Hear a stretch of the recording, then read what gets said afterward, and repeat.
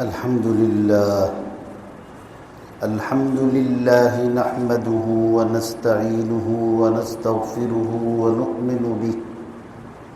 ونؤمن به ونتوكل عليه ونعوذ بالله من شرور أنفسنا ومن سيئات أعمالنا من يهده الله فلا مضل له ومن يضلله فلا هادي له ونشهد أن لا إله إلا الله وحده لا شريك له ونشهد أن سيدنا وسندنا وحبيبنا وشفيعنا ونبينا ومولانا محمدا عبده ورسوله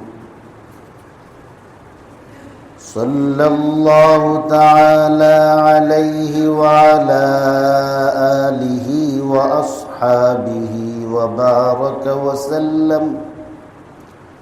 وبارك وسلم تسليما كثيرا أرسله الله تعالى إلى كافة للناس بالحق بشيرا ونذيرا وداعيا إلى الله بإذنه وسراجا منيرا أما بعد فأعوذ بالله من الشيطان الرجيم بسم الله الرحمن الرحيم من جاء بالحسنة فله عشر أمثالها ومن جاء بالسيئة فلا يجزى إلا مثلها وأنتم لا تظلمون صدق الله مولانا العظيم وعن النبي صلى الله عليه وسلم أنه قال من صام رمضان وأتبعه ستا من شوال كان كصيام الدهر أو كما قال عليه الصلاة والسلام وصدق رسوله النبي الأمي الكريم ونحن على ذلك لمن الشاهدين والشاكرين والحمد لله رب العالمين معزز محترم মুরব্বিয়ান কেরাম মুসল্লিয়ান ইজাম বিভিন্ন বয়সের বিভিন্ন পেশায় জড়িত বিভিন্ন মেজাজের পছন্দের দিন দরদি মুসলমান ভাইয়েরা, পবিত্র শাওয়াল মাসকে হজ্জের অন্যতম মাস হিসাবে গণ্য করা হয় এবং জান্নাতকে সুসজ্জিত এবং সুশোভিত করার হিসাব অনুসারে জান্নাত সুসজ্জিত করার প্রথম মাস হিসাবে গণ্য করা হয়। এই পবিত্র মাসের প্রথম শুক্রবার যে আল্লাহ আমাকে আপনাকে নামাজ পড়ার জন্যে, জুমার নামাজ আদায়ের জন্যে আল্লাহর ঘর মসজিদে আসার তৌফিক দিয়েছেন, সে আল্লাহর শুকরিয়া আদায় করে মহাব্বতের সঙ্গে বলি আলহামদুলিল্লাহ। আমি আপনাদের খিদমতে পবিত্র কুরআনুল কারীমের একটি আয়াত এবং রাসূল করিম সাল্লাল্লাহু আলাইহি ওয়াসাল্লামের অসংখ্য অগণিত নূরানি হাদিসের মধ্য থেকে ছোট্ট একটি হাদিস তেলাওয়াত করেছি। তিলাওয়াতকৃত আয়াতে আল্লাহ পাক রব্বুল আলামিন আমাকে আপনাকে সুসংবাদ শুনিয়েছেন যে তোমাদের মধ্যে যে ব্যক্তি নেক আমল করবে একটা নেক আমল আঞ্জাম দিলে আল্লাহ তাআলা তাকে কমপক্ষে 10 গুণ বেশি সওয়াব দান করবেন। পক্ষান্তরে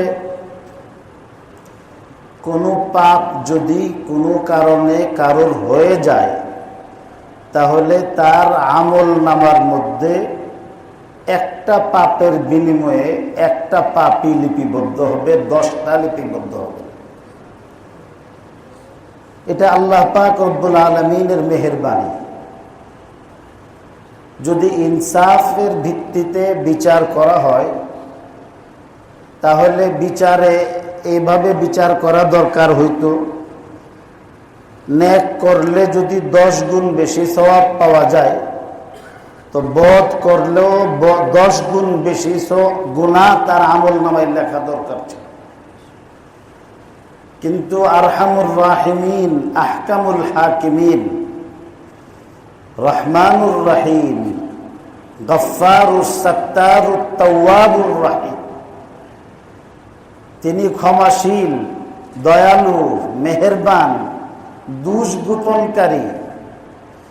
আল্লাহ তাআলা মেহেরবানি করে ভালো করলে 10 গুণ বেশি পুরস্কার দিচ্ছেন, কিন্তু গুনাহ করলে 10 গুণ বেশি শাস্তি না দিয়ে সমপরিমাণ গুনাহটাই আমল নামার মধ্যে লিপিবদ্ধ করতেছে। শুধু তাই নয়, অন্য হাদিসে আল্লাহর রাসূল সাল্লাল্লাহু আলাইহি সাল্লাম ইরশাদ করছেন, গুনাহ করার পরে সঙ্গে সঙ্গে আমল নামার মধ্যে কেরামান কাতিবিন, আমল নামা লিপিবদ্ধকারী ফেরেশতারা লিপিবদ্ধ করেন না। আল্লাহ তাআলা গুনাহগার ব্যক্তির গুনাহ করার পরে ফেরেশতাদেরকে গুনাহ লিপিবদ্ধ করার এই হুকুমটাকে ঝুলাইয়া রাখেন, স্থগিত করে রাখেন। অফিসিয়াল ভাষায় আপনারা বলেন পেন্ডিং করে রাখছে, ঝুলন্ত থাকে। আল্লাহ পাক রব্বুল আলামিন বলেন যে দেখো আমার বান্দা তওবা করে কিনা। তওবা করার আগ পর্যন্ত, যতক্ষণ তওবা করার সুযোগ থাকে, আল্লাহ তাআলা তওবা করার আগ পর্যন্ত গুনাহ না লেখার জন্য হুকুম করেন। যদি গুনাহ করার পরপরই তওবা করে ফেলে, বিলম্ব না করে, তাহলে আল্লাহ পাক রব্বুল আলামিনের নির্দেশ ক্রমে ফেরেশতারা ওই গুনাহটা গুনাহগার ব্যক্তির আমল নামার মধ্যে তো লিখেই না, তওবা করার কারণে যে গুনাহ করছিল ওই গুনাহটাকে আল্লাহ তাআলা সওয়াব বানায় দেন। এটা আল্লাহ পাক রব্বুল আলামিনের মেহেরবানি, এটা আল্লাহর দয়া। আল্লাহ পাক রব্বুল আলামিন যে একটা নেক আমল করলে 10 গুণ বেশি যে সওয়াব দেন, এটার তাত্ত্বিক বিশ্লেষণ করেছেন মুহাক্কিকিন উলামায়ে কেরাম, যে নেক আমল হলো একটা উর্বর, সুস্থ সবল একটা বীজের মতো, আর গুনাহটা হলো একটা মরা বীজের মতো। একটা উর্বর ভূমির মধ্যে যদি কোনো একজন কৃষক ভালো করে সুন্দর তরিকা মতো প্রসেস করে এই চারাটা যদি রোপণ করে, ধানটা যদি লাগায় এবং এটার যথাযথ যত্ন যদি নেয়, তাহলে এখান থেকে একটা চারা উঠে। একটা শস্য থেকে একটা চারা উঠে, ওই চারা থেকে ধান হইলে এক গুচ্ছ ধানের চারা হয়। কোরআন শরীফের ভাষায় কমপক্ষে 7টা তার ডগা হয়।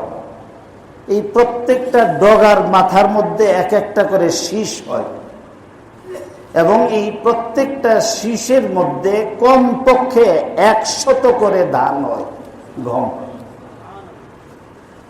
مثل الذين ينفقون أموالهم في سبيل الله كمثل حبة أنبتت সাবআ সানাবিল ফি কুল্লি সুমবুলাতিন মিআতু হাব্বা। আল্লাহর রাস্তায় যদি একটা টাকা কেউ দান করে, আল্লাহ এই আয়াতে দৃষ্টান্ত দিয়েছেন, আল্লাহর রাস্তায় দান করা একটা টাকা হইল ওই একটা শস্যের মতো, যেটাকে সহি তরিকায় রোপণ করার কারণে 7টা ডগা গজাইছে, প্রত্যেকটা ডগার মাথার মধ্যে 7টা করে শীষ জন্মাইছে, প্রত্যেকটা শীষের মধ্যে 100 করে শস্য দানা হইছে, ফলে একটা ধান থেকে 700 ধান 700 গমের জন্য। যদি ওই লাগানো দানাটা যদি এটা চারা না গজাইতো, তাহলে কৃষকের ক্ষতি হইতো একটা দানে, তার মরতো কিন্তু একটা দানে। তো মানুষের করা গুনাহটাকে ওই মরে যাওয়া চারা না গজানো ওই দানার সঙ্গে তুলনা করছে। এরপর আল্লাহ পাক রব্বুল আলামিন, তাহলে এই আয়াতের দ্বারা বোঝা গেল যে শুধু একটা নেক আমল করলে 10 গুণ না 700 গুণ পর্যন্ত বাড়তে পারে। আবার এই 700কে যদি আপনি 700 দিয়ে পূরণ দেন, তাহলে 49 কোটি হবে। এটাকেই দাওয়াত তাবলীগের মেহনতের মধ্যে বুজুর্গানে দ্বীন শিক্ষা দিয়েছেন যে আল্লাহর রাস্তায় গিয়া যদি একটা টাকা কোনো ব্যক্তি খরচ করে, 700 থেকে 49 কোটি টাকা আল্লাহর রাস্তায় দান করার সওয়াব পাওয়া যায়। এটা জগা খিচুড়ি কোনো হিসাব না, বানানো কোনো কথা না, এটা হাদিসের আলোকে আমাদের আকাবিরিন প্রমাণ করেছেন, এবং এই সবগুলি কথা ইলহামি ছিল, বানানো কথা না। এখন তো জ্ঞান দৈন্যতার সমাজে বসবাস করি আমরা, কোরআন হাদিস চর্চা করবে না। একটা চটকি বই বাজারের মধ্যে পাইছে, কে লেখলো সে নিজেই বুঝলো কি না বুঝলো এটারও কোনো ধারে না। এখন তো সেই বই পুস্তকও বাদ দিয়া মোবাইলের মধ্যে কে কি পোস্ট করলো ওইটা দিয়া বড় বড় আলেমদের সঙ্গে টেক্কা দেওয়ার জন্য আসে। আমি তো এখন ভয় পাইতেছি যে এই যে মোবাইলের মধ্যে বিভিন্ন চিকিৎসার প্রেসক্রিপশন পাইয়া এখন FCPS FRCS পাশ করা প্রফেসরদের সঙ্গে লড়াই শুরু করবে। এখানে আছে কিনা জানি না, গ্রামগঞ্জের বাজার বা বিভিন্ন কোর্ট কাছারির এলাকার মধ্যে বান্দরের খেলা দেখাইয়া এরপরে দাঁত মাজনি, তাবিজ, ওষুধ বেচে। এরা তো এত পাওয়ারফুল ওষুধ বিক্রি করে যে এদের ওষুধ খাওয়ার পরে পৃথিবীর এমন কোন রোগ নাই যেটা ভালো হয় না, আর পৃথিবীর এমন কোন ডাক্তার নাই, বিলাত ফেরত হোক আর আমেরিকা ফেরত হোক, অস্ট্রেলিয়া ফেরত হোক, উনি একজন চিকিৎসা বিজ্ঞানীও যদি হয়, তার সঙ্গে মোকাবেলা করতে পারবে এত বড় পাওয়ার আসমানের নিচে জমিনের উপরে কোনো ডাক্তার নেই। এর আলাপ সালাপ চললে কথাবার্তা বলি। এখন তো আমরা সেই যুগের মধ্যে পড়ছি যে যারা জ্ঞান চর্চা করে, যারা কোরআন বুঝে, কোরআন শরীফ বুঝার পেছনে নিজের জিন্দগি শেষ করছে, লেখাপড়া করছে, আবার একজন হক্কানি আলেমের তত্ত্বাবধানে থেকে যুগের পর যুগ ইন্টারনি করছে এবং পড়া যাইতেছে, রাত কি রাত তারা পড়তেছে। ইমাম মুহাম্মদ রহমতুল্লাহ আলাইহির কিতাব সরবরাহ করার জন্য 70 জন রুমি দাসী ছিল। উনি যে খালি বলতেন যে কিতাব আমার শিক্ষিতা, 70 জন দাসী ছিল। ইমাম মুহাম্মদ রহমতুল্লাহ আলাইহির বিবি বলছেন যে এই কিতাবগুলি না থেকে আমার যদি 100 সতীন থাকতো তাইলেও আমার এত কষ্ট লাগতো না। খুব বেশি দিন আগের কথা না, ঢাকার নবাববাড়ি মসজিদের খতিব ছিলেন এবং মিরপুর জামিয়া হুসাইনি আরজাবাদ মাদ্রাসার শেখুল হাদিস ছিলেন, পটিয়া মাদ্রাসার শেখুল হাদিস, একই সঙ্গে অনেকগুলি মাদ্রাসায় পড়াইতেন এবং ইসলামিক ফাউন্ডেশনের গভর্নিং বডির তিনি সদস্য ছিলেন। সেরাত বিশ্বকোষের উনি সদস্য ছিলেন। ইসলামিক ফাউন্ডেশন থেকে হাদিস, সিহাহ সিত্তার হাদিস এবং যত বড় বড় কিতাবগুলোর অনুবাদ হয়েছে এই সবগুলির তিনি একজন জরুরি মেম্বার ছিলেন। ম্যাক্সিমাম কাজগুলি উনি করছেন। হযরত মাওলানা রিজাউল করিম ইসলামাবাদী রহমতুল্লাহ আলাইহি চিটাগাং বাড়ি ছিল। হযরত মাওলানা রিজাউল করিম ইসলামাবাদী সাহেব বাংলাদেশের, কিন্তু দেওবন্দের কোন পরীক্ষায় তিনি সেকেন্ড হন নাই।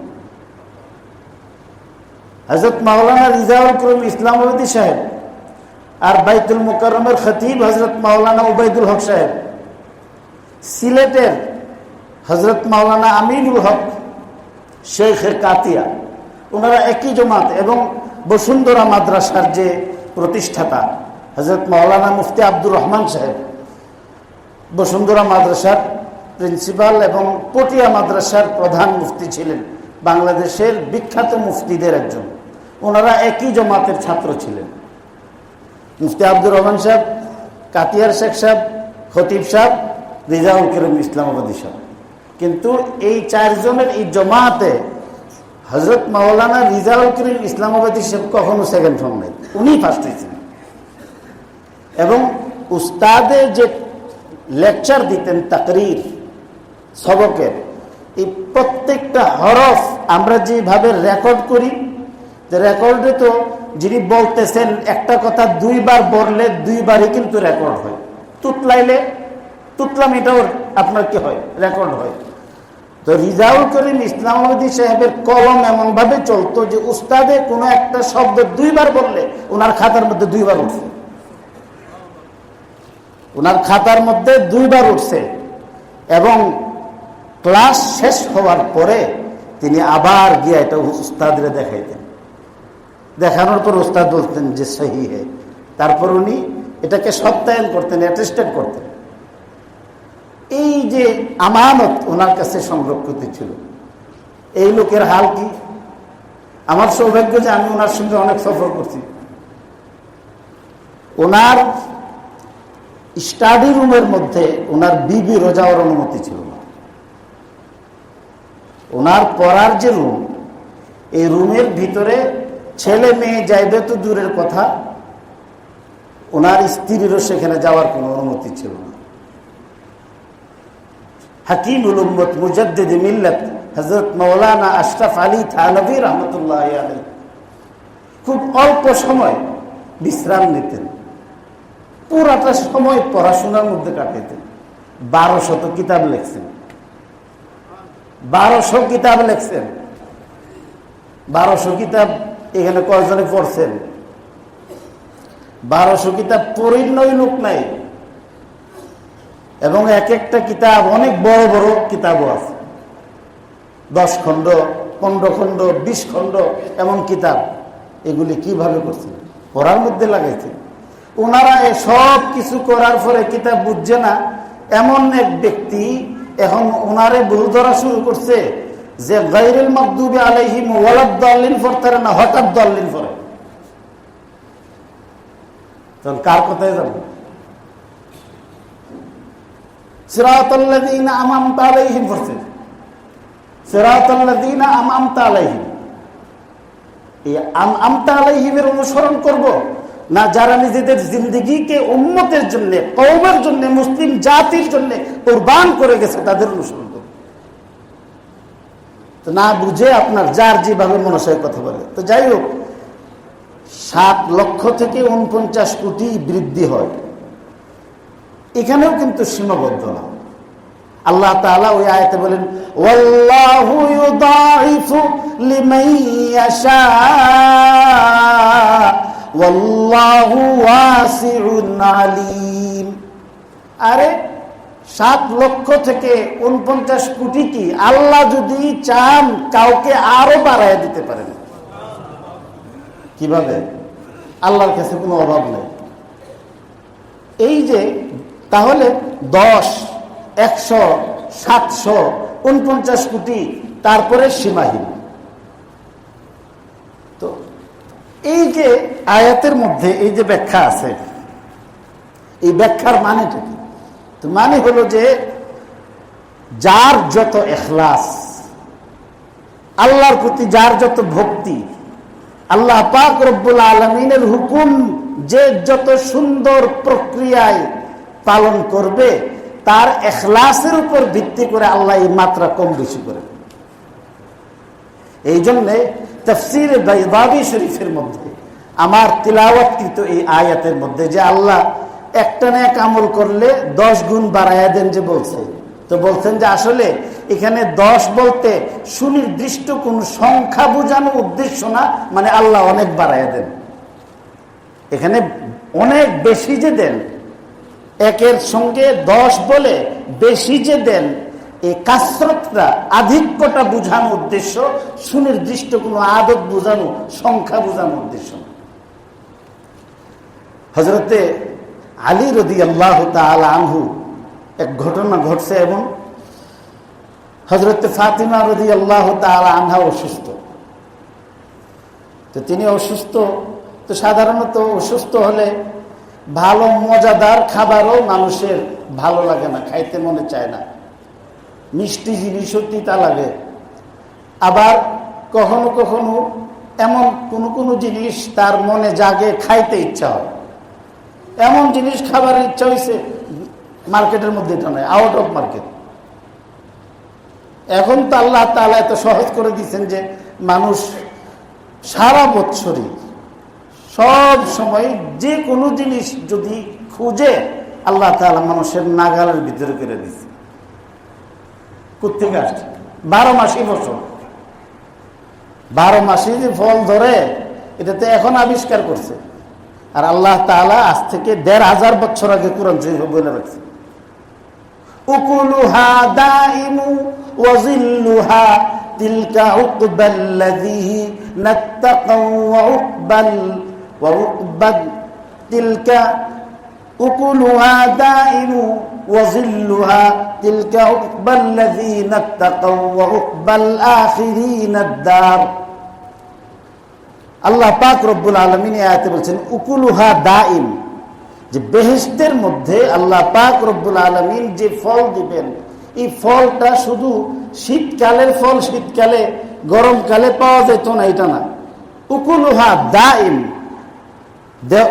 বেহেশতের ফল সব সময় দাইমি ভাবে পাওয়া যাবে, সারা বছর বেহেশতের ফল বেহেশতীদের জন্য আল্লাহ পাক বরাদ্দ করবেন। এখন তো ইচ্ছা করলেই মানুষ পয়সা খরচ করলে পায়, পয়সা যদি খরচ করে ঢাকা একটা চক্কর লাগাইলে এমন কোনো জিনিস নাই যে পাওয়া যায় না, হয়তো দাম বেশি হইতে পারে, পাওয়া যায়।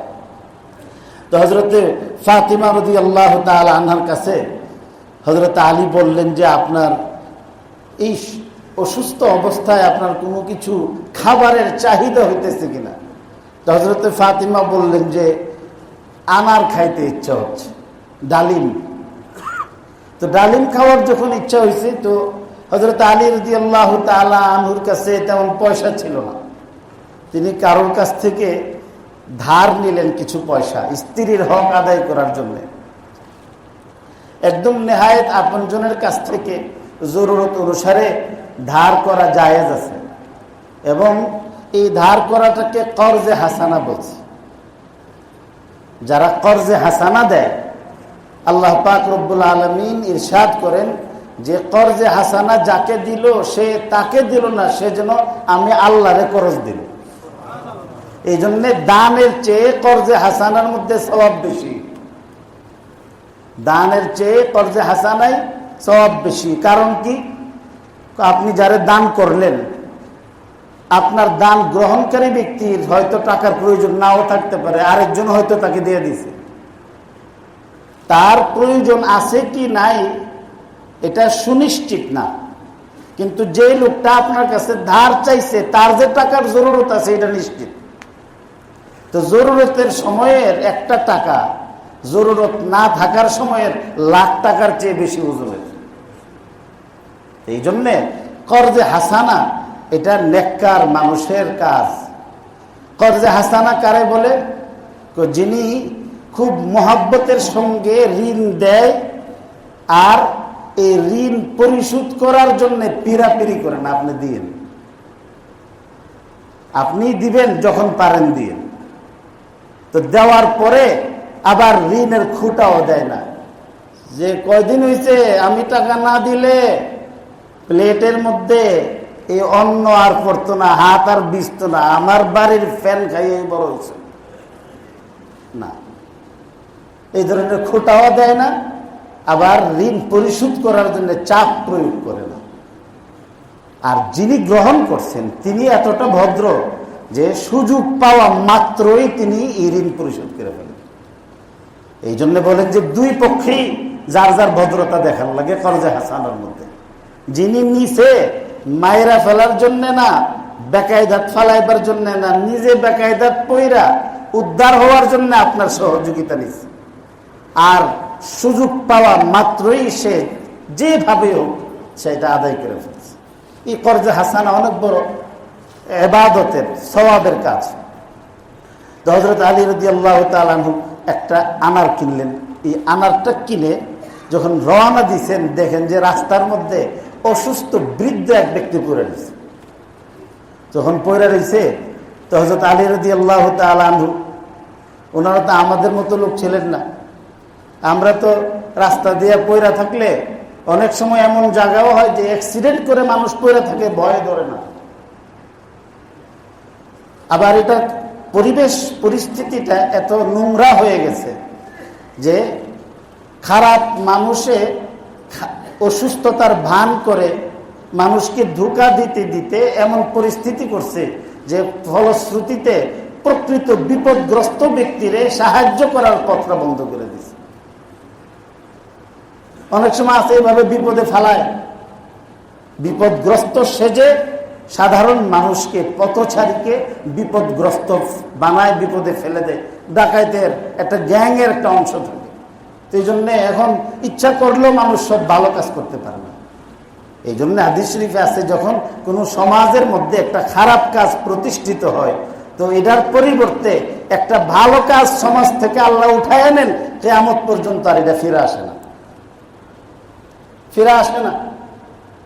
আগে গ্রাম দেশে মানুষ চলছে রাতের বেলা কিভাবে, অন্ধকার, হাঁটতেছে হাঁটতেছে, দূরে কোনো আওয়াজ পাইলে বলছে, ভাই কেউ, আপনি কে যেতেছেন, একটু দাঁড়ান, আমার নিয়ে যান, আমি ওইদিকে যাব। অথবা কেউ আগে গেলে রাস্তার দাঁড়ায় রয়েছে যে দেখি কেউ আসে কিনা, দুই তিনজন মিলে অন্ধকারে একসঙ্গে হাঁটতে হাঁটতে বাড়ি চলে দেবো। সামনের গ্রাম আমার, পরের গ্রামে উনি, এর পরের গ্রামে উনি, এইভাবে কয়েকজন মিলে বাস খুশ গল্প করতে করতে, ভালো আলাপ সালাপ করতে করতে রাতের আধারে সফর করছে। আর আজকের সমাজে আমরা সবচেয়ে বেশি খুশি হই যে রাস্তার মধ্যে আমরা যদি কারোর সাক্ষাতের সম্মুখীন না হই, আল্লাহর কাছে দোয়া করি যে আল্লাহ রাস্তার মধ্যে যেমন কোনো বাইসাবের সঙ্গে আমার মোলাকাত না হয়। এক সময় তো আপনার উলামা ইকরামকে, সাদা দাড়িওয়ালা মুরব্বী মানুষকেও এরা সম্মান করছে চুর ডাকাইতে। এখন কিন্তু আপনার এই কাজ করে না। এই যে রমজান শরীফের পরে সাধারণ পয়সাওয়ালাদের চেয়ে ফকিররা পর্যন্ত আপনার অ্যাটাক করছে। কেন অ্যাটাক করে? জানে যে ফকিররা এখন ঢাকার থেকে, বিভিন্ন শহরের থেকে, গ্রামগঞ্জের থেকে দান খয়রাত নিয়ে এখন যাইতেছে।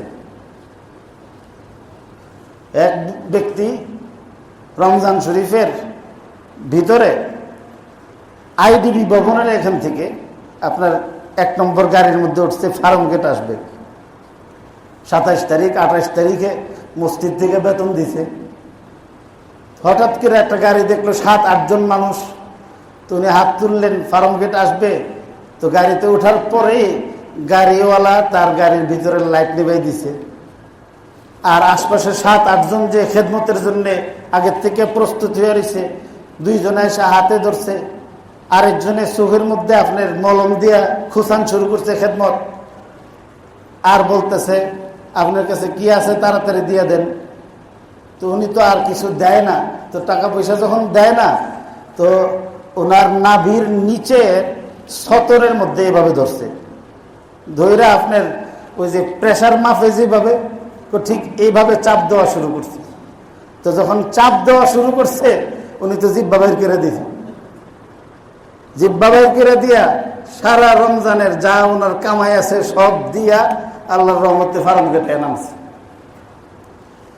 আগে তো শুয়োরেও 10টা ঘর বাচ্চা খাইছে, এখন এটাও করে না।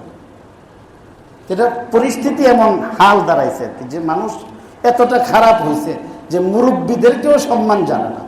আল্লাহ রসুল ফরমান, যে আলেমরে তাজিম করে না, যে বড়দেরকে সম্মান করে না, ছোটদেরকে স্নেহ করে না, আল্লাহ রসুল ফরমান যে সে আমার উম্মতি না, সে আমার দলের না। তো হযরত আলী রাদিয়াল্লাহু তাআলা বুড়া রূপরে দেখেন পয়রা রয়েছে, তো জিজ্ঞাসা করলেন যে আপনার কি? আমার আজকে কয়েকদিন যাবত অসুস্থ পয়রা রয়েছি, কেউ আমার খবর নেয় না। তাহলে আপনার খিদা আছে কিনা? আছে। আপনার কি খাইতে মন চাইতেছে? আজকে কয়েকদিন যাবত মনে চাইতেছে একটা ডালিম যদি খাইতে পারতাম। খরচ করে স্ত্রীর জন্য একটা ডালিম আনছে, এখন চিন্তা করতেছেন ডালিমটা যদি দিয়ে দিই তাহলে হযরতে ফাতেমার জন্য কি নিব। আবার আল্লাহ রসুল বলছেন যে ঘোড়ায় চড়াও যদি এসে তোমার কাছে হাত পাতে, তুমি তাকে বিমুখ করে ফিরিয়ে দিও না। আল্লাহ কোরআন শরীফের মধ্যে বলছেন, ওয়া আম্মাস সাইলা ফালা তানহার, ওয়া আম্মাস সাইলা ফালা তানহার, ধমক দিয়ে তাড়ায় দিও না। তো ওই যে ডালিম যেটা স্ত্রীর জন্য নিছিল, এই ডালিমটাই ওনারা দিয়ে দিচ্ছে। দিয়া উনি যখন খাইলেন, হযরত আলী ঘরের মধ্যে ঢুকলেন। ঢুকার পরে কাচুমুচু করতেছেন, লজ্জিত। হযরতে ফাতেমা হাসতেছেন, সুস্থ। তিনি বলেন যে আপনি লজ্জা করতেছে আপনার, যে ডালিম কিনছিলেন আমার জন্যে, ডালিম আমার কাছে আনতে পারেন নাই। আপনি যখন রাস্তার ওই গরিব লোকটাকে অসুস্থ, আপনি ডালিম যখন দিছেন, ওই ডালিমের অর্ধেকটা খাওয়ার পরে আল্লাহ আমরা সুস্থ করে দিয়েছে। এরপরে কথোপকথন করতেছেন, তার মধ্যে দরজার মধ্যে একটা টোকা আসছে, আওয়াজ করতেছে। তো দরজা খুললেন, খোলার পরে দেখে হযরতে সালমান ফারসি রাদিয়াল্লাহু তাআলা আনহু হাজির। হাতের মধ্যে একটা ডিশ নিয়ে রাখছেন, একটা কাপড় দিয়ে ডিশটা ঢাকা। তো হযরত আলী জিজ্ঞাসা করলেন যে আপনি কোত্থেকে আসছেন, এটা হাতে কি? তো বলল যে মিনাল্লাহি ইলা মুহাম্মাদিন সাল্লাল্লাহু আলাইহি ওয়াসাল্লাম ওয়া মিন মুহাম্মাদিন ইলাইকা ইয়া আলী।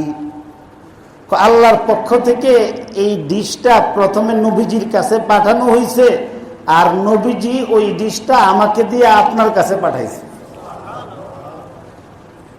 হযরতে আলী রাদিয়াল্লাহু তাআলা আনহু উপরের কাপড়টা সরাইলেন, সরাইয়া দেখেন যে ওই ডিশের মধ্যে 9টা তাজা ডালিম চকচক করতেছে। তো হযরতে আলী রাদিয়াল্লাহু তাআলা আনহু বলেন, এই ডালিম তো আমার না। আপনার না কেন? আমি আল্লাহরে খুশি করার জন্য একটা ডালিম দিছিলাম। আল্লাহ বলছে একটা আল্লাহর রাস্তায় দান করলে কমপক্ষে 10টা দিব, 9 ডাইলো কিনলে কি 9টা কেন আসলো? তখন হযরতে সালমান ফারসি রাদিয়াল্লাহু তাআলা আনহু নিজের আস্তিনের ভিতর থেকে আর একটা বাইর করছেন, 10টাই দিছে, আপনার ইয়াকিন আমি পরীক্ষা করলাম। তো আল্লাহ পাক রব্বুল আলামিন আল্লাহর রাস্তায় একটা দিলে আল্লাহ যদি কবুল করেন, ইখলাস যদি থাকে, তো কমপক্ষে 10 গুণ বাড়ায় দেওয়ার প্রতিশ্রুতি আল্লাহ কোরআন শরীফের মধ্যে দিয়েছেন। এই জন্যই হযরতে রাসূল করিম সাল্লাল্লাহু আলাইহি সাল্লাম ইরশাদ করছেন, মান সামা রমাদানা ওয়া আতবাহু সিত্তান মিন শাওয়াল কানা কাসিয়ামিদ দাহর। যে ব্যক্তি রমজান শরীফের রোজা রেখে শাওয়াল মাসের আরো 10টা রোজা রাখবে, 6টা রোজা রাখবে, তো সেই ব্যক্তি যেন সারা বছর রোজা রাখবে। আল্লাহ তাআলা তার আমল নামার মধ্যে সারা বছর রোজা রাখার সওয়াব দান করবেন। কিভাবে? যে রমজান শরীফের এক একটা রোজার বিনিময়ে আল্লাহ 10 গুণ দিলে, তো 30 রোজার বিনিময়ে 300 হয়। 30 রোজার বিনিময়ে 300 হয়। তো 300 যখন হইয়া যায়, তো আর বাকি থাকে 65 দিন। 365 দিনে 1 বছর। তো আর 6টা রোজা রাখলে 6 দশম 60, তো 360টা রোজা হয়। আর 5 দিন রোজা রাখা শরীয়তের দৃষ্টিতে হারাম। 2 দিন 2টা ঈদের, আর 3 দিন হলো আইয়ামে তাশরীকের। অনেকে হাসতেছে, হুজুর অঙ্কে ভুল করছেন, রোজা তো 29-এ গেছে, রোজা 29-এ গেছে না, তাইলে তো এখন এই হিসাব বনবে না। এই হিসাব বনবার জন্যে আজ থেকে 1500 বছর আগে রসুল করিম সাল্লাল্লাহু আলাইহি সাল্লাম ফায়সালা করে গেছে। শাহরা ঈদিন লা ইয়ানকুসান, শাহরা ঈদিন লা ইয়ানকুসান। আল্লাহ রসুল ফরমান, রমজান মাসের এই মাস যদি কম হয়, 30 দিন না হইয়া 29 দিনও যদি হয়, আল্লাহ পাক রব্বুল আলামিনের হিসাবে এটা 30 দিনে হয়। 29 রাখছেন, 30 দিন আল্লাহ যদি আমাদেরকে দিত, আমরা 30তম রোজাটা ভাঙ্গা ফেলতাম? ভাঙতেন নাকি? তো এই জন্যে যেহেতু ইমানদার ব্যক্তি 30তম দিন পাইলে আরো বেশি খুশি হইয়া রোজা রাখতো, এই জন্য 29-এ খতম হইয়া গেল, আল্লাহ তাদেরকে 30 দিনের সওয়াব দান করে। এই জন্যে এই রোজাগুলি রাখা দরকার। এই 6 দিনের রোজা কেন রাখবেন? ওইটারে সাক্ষী রোজা তো আমাদের দেশে। সাক্ষী রোজার মানে কি? নামাজ পড়তে গিয়ে অনেক ভুল ত্রুটি হয়, রোজা রাখতে গিয়ে কি আমাদের কোনো ভুল ত্রুটি হয় না? অনেক ভুল ত্রুটি হয়। অনেক সময় রাগ করে ফেলছেন, অনেক সময় গীবত করে ফেলছেন। যেভাবে আল্লাহর প্রতি মনোযোগী হওয়ার, আল্লাহর প্রতি একনিষ্ঠ নিবিষ্ট মনে আল্লাহর বন্দিগি করার জন্য নিজেকে যেভাবে উজাড় করে দেওয়া দরকার ছিল, এর মধ্যে কমতি থাকে। তো এই জন্য এই 6 দিনের রোজা যদি রাখা হয়, তো ওই 30 দিনের রোজার মধ্যে যে ঘাটতিগুলি থাকে, আল্লাহ শাওয়াল মাসের 6 রোজা দিয়া সেই ঘাটতিগুলিকে পূর্ণ করে দেন। অনেক বুজুর্গ আনে দিন বলেন যে আমার রমজান শরীফের রোজা কবুল হইল কি না হইল, সব আমলের মাকবুলিয়ত এবং কবুলিয়তের একটা আলামত আছে। রমজান শরীফের রোজা কবুল হইল কি না হইল, এটার আলামত হইল রমজানের পরও রোজা রাখুন। রমজানের পরও যদি রোজা রাখতে পারে, তাহলে বোঝা গেল যে এই 1 মাস সে প্রশিক্ষণ করে আল্লাহরে ভালোবাসার প্রশিক্ষণ তার দিলের মধ্যে স্থায়ী হয়েছে, সে অভ্যাস করে ফেলছে, এবং আল্লাহ তার এই কুরবানি, তার এই ত্যাগ তিতিক্ষাকে কবুল করেছেন। এই জন্য আল্লাহ তাআলা তাকে আবারও রোজা রাখার কি করছেন, সুযোগ দিচ্ছেন। একটা বিষয় হলো কি, আপনি যদি কারোর বাড়িতে বেড়াইতে যান, তো এখানে ইসলামিক কৃষ্টি কালচার হলো কি, যে মেহমানরে মেজবানে তার যতটুকু সম্ভব অন্তত দরজা পর্যন্ত হইলো তাকে আগাইয়া বিদায় করানো লাগে। কারণটা কি, কেন করছে এটা? কারণ হইল যে আপনি যদি ঘরে খাওয়াইয়া এরপরে ঠ্যাঙ্গের উপর ঠ্যাং তুললে, ঠিক আছে আবার আইন, অথবা কোন একটা চাকর বাকর দিয়ে দিলেন যে গাড়ি চড়ে দে, তাহলে পরোক্ষভাবে বোঝা যায় কি, যে মেহমানে আপনার বাড়ির মেহমান হইয়া আপনাকে অনেক কষ্ট দেওয়া গেছে, আপনি তার মেহমানদারি করে বিরক্ত হয়ে রয়েছেন। এই জন্যে কোন সময় মাথার থেকে এই পূজাটা দূর হইব আল্লাহর কাছে ফানা চাইতেছেন, আল্লাহ জানা করে। এখন ভদ্রতার খাতির এটা আপনি করতে পারছেন না। রমজান শরীফ শেষ হয়ে গেলে আবার শাওয়াল মাসে যদি একটা রোজাও যদি না রাখা হয়, এই রোজাগুলি না রাখলে তখন মনে হয় যে আল্লাহ রমজান শরীফে তুমি যে এত বড় রোজা একটা যে দিসলা, এটা তো এত বড় একটা মুসিবত ছিল, কোন সমাজের দিন আমার মাথার থেকে যাইব, আমি খালি ত্রাহি ত্রাহি করতেছিলাম। আল্লাহ যখন 11 মাসের জন্য শান্তি আর রাখতাম না। এটা আল্লাহর দেওয়া এই নিয়ামতটাকে, এটাকে অবজ্ঞা করা হয়।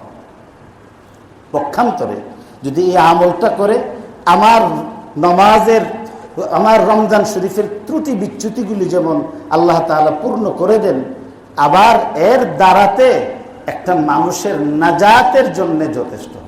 হাদিস শরীফের মধ্যে আছে, আল্লাহ তাআলা আসমান জমিন সৃষ্টি করছেন 6 দিনে।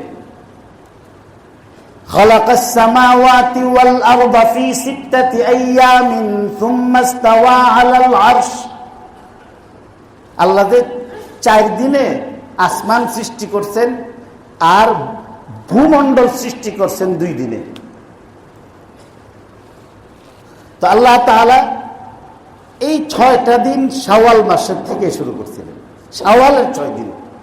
এই জন্য শাওয়াল মাসের 6 দিন যদি কোনো ব্যক্তি রোজা রাখে, তাহলে আল্লাহর যত সৃষ্টি, আসমান জমিন সৃষ্টির পর থেকে নিয়ে আসমান জমিন ধ্বংস হওয়ার আগ পর্যন্ত আল্লাহর যত মাখলুক পৃথিবীতে আসছে, পৃথিবীর বাইরে আসমানের মধ্যে আল্লাহর যত মাখলুক আছে, সমস্ত মাখলুকের সমস্ত আমলের সমপরিমাণ সওয়াব এই 6 দিন রাখলে আল্লাহ তাআলা দান করেন। সাধারণ ব্যাপার না এটা। এবং শুধু সওয়াবই দেন না, আল্লাহ তাআলা এই পরিমাণ গুনাহ যদি থাকে আল্লাহ গুনাহ মাফ করেন এবং জান্নাতের মধ্যে আল্লাহ তাদের এই প্রমোশন দিতে থাকেন। হযরত সুফিয়ান সাউরি রাহমাতুল্লাহ আলাইহি মক্কা শরীফের মধ্যে তিনি বেশ কয়েক বছর একাধারে ছিলেন, বড় মুহাদ্দিস ছিলেন সুফিয়ান সাউরি রাহমাতুল্লাহ আলাইহি। উনি বলেন যে ঠিক দুপুর বেলা প্রত্যেক দিন মক্কা শরীফের একজন অজ্ঞাত পরিচয়, রজুল বলছে কিতাবে, অজ্ঞাত পরিচয় এক ব্যক্তি আসতেন, তাওয়াফ করতেন এবং আমাকে সালাম দিতেন এবং চলে যেতেন নামাজ পড়া। তো প্রত্যেক দিনই জুহরের আগে এসে তাওয়াফ করতেন, জুহরের নামাজ পড়তেন, তারপরে যাওয়ার সময় হযরত সুফিয়ান সাউরিকে সালাম দিতেন। তো এইভাবে একজনের সাথে আরেকজনের দেখা দেখি হতে হতে হৃদয়ের মধ্যে একটা ভালোবাসা জন্মাইছে। কিছুদিন পরে লোকটি অসুস্থ হলো এবং হযরত সুফিয়ান সাউরি রহমতুল্লাহ আলাইহির কাছে লোক পাঠাইলেন। জানতেন তিনি অনেক বড় বুজুর্গ মুহাদ্দিস ছিলেন। সে হাসিব তার এমন কোনো কিতাব নাই যে কিতাবে সুফিয়ান সাউরির কোনো রিওয়ায়াত নাই। তো হযরত সুফিয়ান সাউরি রহমতুল্লাহ আলাইহির কাছে পাঠাইছেন। উনি গেলেন, বললেন যে ভাই, আমি যদি মারা যাই তাহলে আপনি দয়া করে আমার গোসল দিবেন এবং আমাকে গোসল দেওয়ার পরে কাফনটা আপনি পরাইয়া দিয়েন, আপনি আমার জানাজা পড়াইবেন, আর আমার জীবনের শেষ অনুরোধ, আপনি আমার লাশটা নিয়ে কবরে নামবেন। আমাকে দাফন করার পরে আল্লাহর রস্তে যখন আমাকে মুনকার নাকির সওয়াল করবে, তা আপনি কবরের উপরে থেকে আমাকে তালকিন দিবেন, কালিমা শরীফের তালকিন, লা ইলাহা ইল্লাল্লাহ পড়বেন। আর ওই রাত্রিটা দয়া করে আপনি আমাকে একা গুরুস্থানে ফালাইয়া রেখেন না, আপনি আমার কবরের পাশে থাকবেন। তারপরে তিনি মারা গেলেন। ইন্তেকাল করার পরে তার ইচ্ছা অনুসারে হযরত সুফিয়ান সাউরি রহমতুল্লাহ আলাইহি সব কাজ করছেন। গোসল দিলেন, জানাজা পড়াইলেন, কাফন পরাইলেন, দাফন করলেন এবং তালকিন দিলেন। রাতের বেলা ওনার কবরের পাশে তিনি মুরাকাবা করতেছেন। হযরত সুফিয়ান সাউরি বলেন যে হঠাৎ করে আমি শুনতে পাইলাম বাইনাল ইয়াকযাতি ওয়ান নাওম, আধু ঘুম আধু সজাগ অবস্থায় আমি শুনতে পাইলাম, ইয়া সুফিয়ান লা হাজাতা লাহু ইলা হিফযিক ওয়া ইলা তালকিনিক। সুফিয়ান, আমার এই বান্দাকে তোমার কালিমা শরীফের তালকিন দিয়া রাত্রে পাহারা দেওয়ার কোনো দরকার নাই, আমি তারা মাফ করে দিছি। তারপরে উনি হঠাৎ করে চমকে উঠলেন, ওইটা আবার উজু করলেন, যেটা আবার আশপাশে কাউকে খুঁজলেন, পাইলেন না, তো উজু করলেন, আবার নামাজ পড়লেন। নামাজ পড়ে তারপরে তিনি আবার ধ্যান করতেছেন, আবার ঠিক আওয়াজ শুনলেন যে একই কথা, ইয়া সুফিয়ান লা হাজাতা লাহু ইলা তালকিনিকা ওয়া ইলা হিফযিক। তুমি তাকে হেফাজত করতে হইতো না, তারে পাহারাদারি করতে হইতো না। তো এভাবে পরপর 3 বার তিনি যখন এই আওয়াজ শুনছেন, তো তৃতীয়বার তিনি বললেন যে কেন? আমার এই বান্দা রমজান শরীফের পুরা রমজান রোজা রাখা, শাওয়াল মাস আসলে 6টা রোজা সে কখনো ছাড়ছে না, এই 6 রোজার বরকতে আমি তারে মাফ করে দিচ্ছি। আল্লাহ তাআলা আমাকেও তৌফিক দেখ, আপনাদেরকেও তৌফিক দেখ।